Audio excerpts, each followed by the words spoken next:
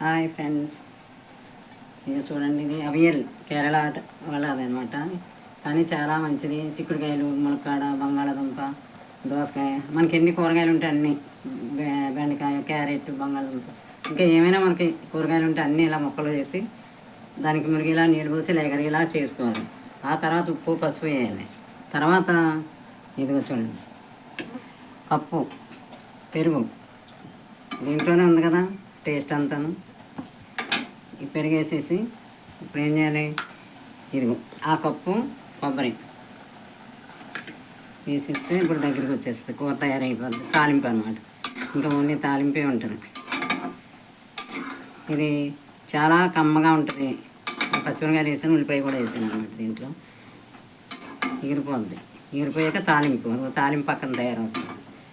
మంట పెంచుతాను చూడండి. తాలింపు కూడా తయారైపోయింది.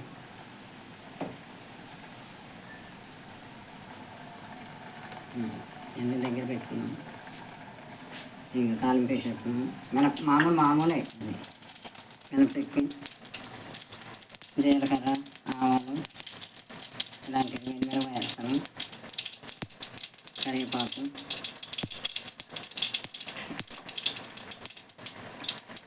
ఇది ఒకటి దగ్గరికి వస్తాను అన్నమాట. కలర్ఫుల్గా బాగుంది కదా, కమ్మగా ఉంటుంది, చాలా ఆరోగ్యం. కూరగాయలు అన్నీ ఏది తిన్న వాళ్ళకి అన్నీ ఏది ఒకటి మిగిలిన ఇలా చేసుకోవచ్చు. కొబ్బరి, పెరుగు,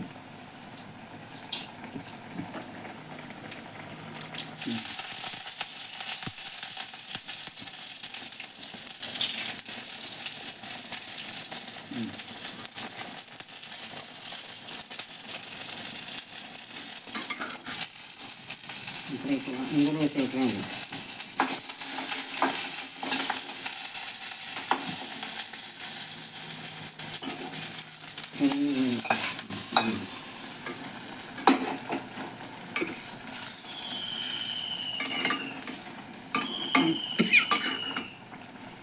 అంతే అయిపోయింది.